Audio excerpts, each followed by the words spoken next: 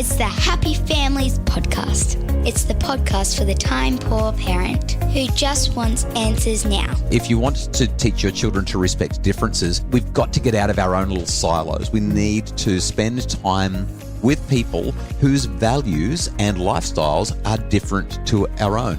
And now here's the stars of our show, my mum and dad. Hello, this is Dr. Justin Coulson, the founder of happyfamilies.com.au, the author of 7 books about making families happy, the parenting expert on Channel 9's parental guidance, the host of the #1 podcast in Australia about parenting and happy families, the guy who did the video that got... I'm sorry, I'm just going on with it. Kylie, you're looking at me like, really, do I have to put up with you? I'm here with my wife and a mum to our 6 kids, Kylie, podcast partner.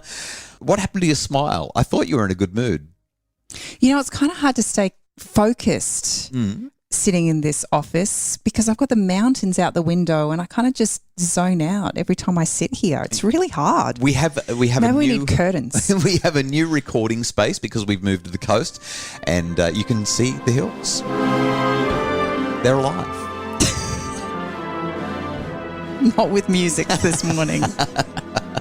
What's the matter, honey? You're not doing so great. Should we get? We'll get JR to give you some zhuzh with your vibe today.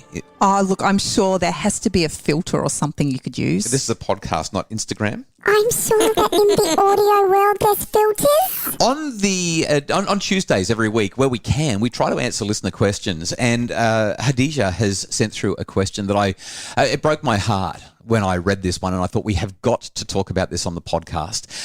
This is what Hadija says. I just wanted to ask if you have some tips and tricks to deal with differences. How do we teach the kids values that we believe in, but at the same time teach them to be respectful of other people's choices and values? That's the first question. I love that one. It's kind of like that whole, I want my kids to understand what we believe, but also be understanding that we live in a pluralistic society and other people might believe different things. How do we do that? And that's something that you and I have wrestled with, Kylie. So I think we can help Hadija with that one. But the second part of her email was the bit that broke my heart. She said also, how do we teach kids, especially girls, to be confident with their physical appearances? My daughter in year 1 got told by her classmate that she is brown, so they won't play with her. It's heartbreaking when she came home and told me that. We've always taught her to be respectful and considerate towards others, even if she doesn't agree with them, but it's hard when other kids don't do that. So we have 2 questions from Hadija to answer in the podcast today, Kylie. We've got an issue of racism, which we'll confront in the second part of our podcast. But first up, teaching values, respecting differences. Here's how our family does it. Other people do it differently. How do you help kids, especially young kids? I mean, even older kids, how do they get their head around that? We've dealt with this a lot. We've got a strong faith background, and therefore sometimes our morality clashes with the morality of our children's classmates. And they come to us and say, how come they get to do that and we can't do that? Or why do they believe that and we believe this? It's tricky, and that's what our society is. It is a great big melting pot. What have you found has worked really well for our kids? I think one of the most important things we've done is just helping our kids to understand that every home is run differently. Everybody sees the world differently, and everybody is coming from a totally different experience and perspective. And so in our home, we often talk to our kids about the fact that what we do in our home is ours. And other people will have different ways of doing things. That doesn't make either one of us right or wrong. It's just different. Yeah, so we've got, let's pull out a couple of really obvious ones. In our home, we've made a conscious decision to not drink alcohol or have tobacco products or any other drugs. And we don't drink tea and coffee. And so that makes us kind of weird, right? Because the whole world pretty much does at least one, if not multiple of those things. We don't use coarse language in our home, in our family. That again makes us kind of a little bit weird. And we've even got fairly strict rules around what movies the kids can watch at what ages. We try to limit their exposure to content that might be for people. Like sometimes we just think you need to be more mature before you're ready for that content. A lot of people are letting their 5-year-olds and their 7-year-olds watch stuff that we don't let our 12-year-olds watch. And so the kids come to us and say, oh, it's not fair. How come they get to do that? And I'm the only one. That's right. I'm the only one. And it doesn't even have to be stuff that's around morality. It can be stuff like, how come they all get to have a phone and I don't? I mean, it's just families are different. How do you think that that's gone? Like as you reflect just now, do you think the kids have gone reasonably well with that? Do you think it's caused any long-term trauma? Do they look at us resentfully and think, my goodness, you're the worst parents because our family is different to the family over there that I think is awesome? Well, sometimes I think I'd like to be a fly on the wall and hear the conversations that they have with their friends. And sometimes I think I'm really grateful I don't know the conversations they have with their friends. Yeah. But I think for the most part, they've been pretty accepting that that's just the way our family is. Whether or not it's helped them to be more accepting of other people's differences, I'm not entirely sure. But the reality is, as a parent, I'm responsible for my children and for the things that they do and they learn. And that's my focus. That's where my investment is. Yeah, I think I might have shared this story once before on the podcast, but it's worth repeating here. That story, I'm in the water with Emily, teaching her to body surf. She's 7 years old. She's scared of the waves, and she's not really catching any of the waves. I'm trying to teach her to catch the waves, but she won't do it. And so I said to her, hey, Emily, jump on my back, and I'll catch the waves, and you can surf on my back while I'm doing the body surfing. And so we caught 4 or 5 waves like that, and she just had so much fun and realised that she could do this. But a wave came through that was much bigger. And I said, let's catch this one. And she jumped off my back and swam under the water. She was scared. The wave was just too big. When I asked her what had happened, she said, Daddy, I didn't want to catch it. And I had this conversation with her about trust. Do you trust me? What does it mean to trust someone? And helped her to understand that if you trust somebody, it means that you believe that they want what's good for you. They want what's in your best interest. They're going to act as your advocate, as your support, as a helper. And I said, so I've got you in the water and I'm teaching you to body surf. Am I going to put you on a wave that's going to give you a bad experience? And she went, well, no. And I said, so I only want you to have good experiences, right? Uh-huh. Okay, so do you trust me that the next time a big wave comes through, if I say we can catch it, that it will be good? And so she said, yes, which meant that when the next big wave came through and I said, here comes a big one, I think we can do this one, it's going to be fun. Do you trust me? She said yes, and we caught the wave, and it was great. And it's that same kind of thing when we're teaching our kids values that are different to the values that others might have. We kind of have to say to our kids, do you trust me? Do you believe that I want good things for you? Do you believe that I want this to work out well? Because if you do, let's go with this. Let's run with it. I'm trying to help keep you safe. I'm trying to help you make good decisions. And I think, Khadija, that's probably something useful that might lend itself to a nice conversation with your 6-year-old. And even now, as an 8-year-old, Emily's relearning that lesson over and over again. The other day, skating, endlessly. Decided she wanted to take off her safety pads, and we encouraged her not to, but she didn't. And within 30 seconds, she was flat on her back, sobbing. hurt her elbow, bawling her eyes out, and we were able to have the same conversation. Often our kids see our values or our principles as restrictions. Yeah. They're stopping them from doing things that their friends are doing, or, stopping them from having fun. But they'll have to relearn that lesson over and over again. And if we can just be patient as parents and help work through that, hopefully over time, that will start to actually be cemented. So there's 2 other things that I really want to throw in quickly before we go to a break and come back and talk about the racism issue. And that is, I love to ask the kids, what do you think? So when the kids are like, I want to do this, how come I can't do this? And rather than me saying, here is the explicit value that we have, and this is why I'm not going to let you do this, or this is why we're doing it this way and not that way, I'll just say, well, what do you think? And when they say, my friends get to do it, I say, well, why do you think they get to do it, and why do we do it differently? Like, I want the kids to think through the rationale themselves, and the more that they can explain that rationale, the better it seems to go. And the last point that I want to make, Khadija, is if you want to teach your children to respect differences, we've got to get out of our own little silos. We need to spend time with people whose values and lifestyles are different to ourselves, our own. That kind of goes counter to what we normally do, though. We find our own little circles of people who are like-minded. Everyone's just like me. Yeah, and it's really hard to respect the differences of people that you don't have any contact with. Once you start to bond over common humanity, even if you see the world differently and have different values, different ways of living, it makes such a difference. So hopefully that's helpful. After the break, let's talk about a 6-year-old who's being told, we're not going to play with you because you've got brown skin, and is experiencing body confidence issues.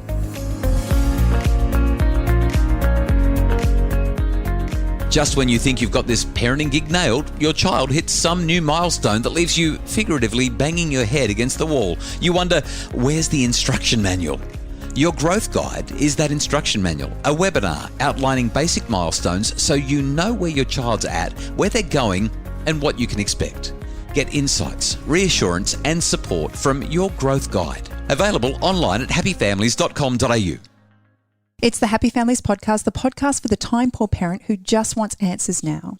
Let's tackle this body confidence issue. Okay, so straight up, the first thing that I have to say when I read Hadija's comment about her friends, her little girl's friends saying, classmates saying, we won't play with you because you have brown skin.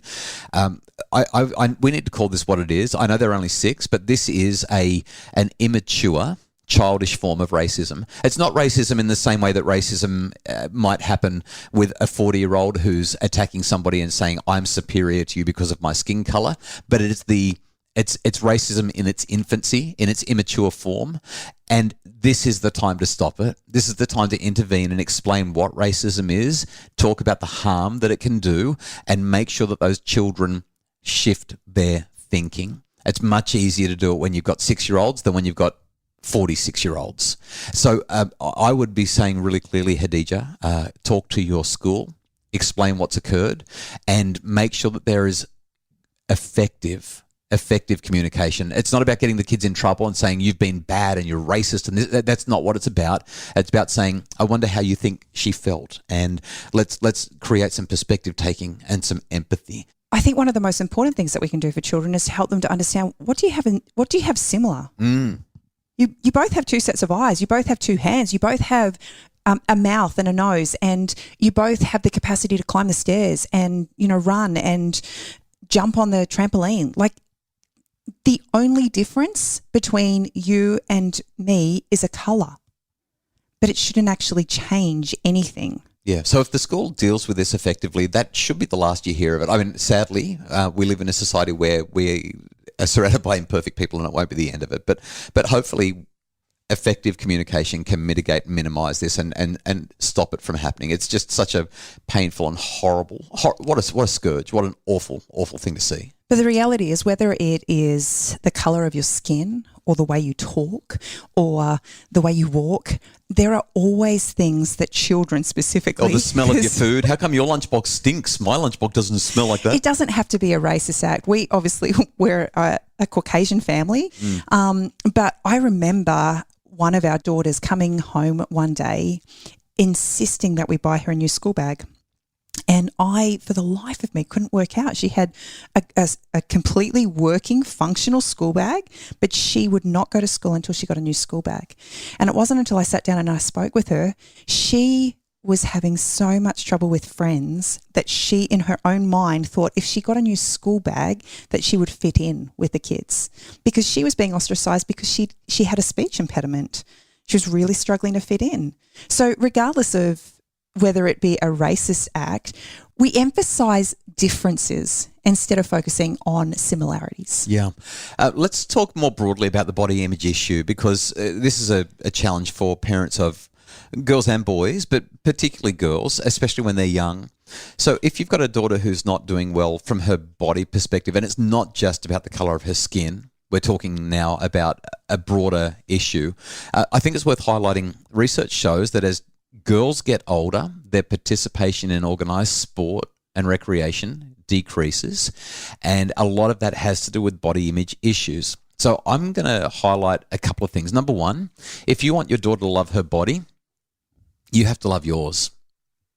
You have to speak positively about yours. When you and all of the other mums get together, you can't start saying, oh, I've put on weight, or I'm so unfit, or I'm this, or I'm that. I can't believe what's happened to my face, or my this, or my that. I mean, I hear these conversations all the time when women get together, and men don't tend to have the same sorts of conversations. Our daughters hear these conversations. They learn that this is what women talk about. Got to be an example of speaking positively about your body, but also moving your body, using your body as a middle-aged mum, or even as a young mum. Like, be physical, be active, show that your body is amazing, which leads to the second point that I would make, and that is that if you want your daughters to love their body, don't focus so much on how they look, focus on what they can do. You kind of mentioned that earlier, Kylie. Your body can go up and down the stairs, or it can jump on a trampoline, or it can roller skate or surf or swim. Your body can do all this stuff. Like, let's just celebrate what your body can do. You know, as a mum of 6 children, having watched my body morph too many times to I've almost lost count, and just the shift in everything physical, I have had plenty of times where I have really struggled to appreciate what I saw in the mirror at different times. But over the years, what I have really felt like I've been very intentional about is just focusing on the blessing of a body that works and functions and allows me to live a life of goodness and joy. And so with our kids, we don't really kind of, we don't really focus on how they look. We might acknowledge that they've got a beautiful dress on because they're very excited about their brand new dress or something like that. But it's I love seeing them moving their bodies and trying new things. I'm even thinking about what I say to you. Like, I remember, I know that I say this to you often. I didn't marry you for your body. I married you for you. Like, you're beautiful. Are you sure you didn't marry me for my body? Well, maybe there was a little bit of that as well. But this is a G-rated parenting podcast, so let's not go there. But do you know what I mean? Like, when you've been complaining about your body and saying, I can't believe what's happened after this baby, or I've let myself go, or it's this or it's that. And my response to you always is, but I didn't marry you for your body. I married you because I'm crazy about you. Your body changes all the time. And maybe we can say that kind of thing to our kids. I don't love you because of what you look like. I love you because you're you. I don't think you're beautiful because of what you look like. I think you're beautiful because you're you. You're created from me, and I think I'm beautiful. Therefore, you have to be beautiful because look where you've come from. So as we've been talking, I have a vision. A movie I once saw, and I can hear her voice in my head. She's saying, you are kind, you are beautiful, you're smart, something like that. Can you remember it? Yeah, I can. Hang on a sec. I'm just going to type it in here. I'm not going to tell you the movie. See if you can remember it. Here we go.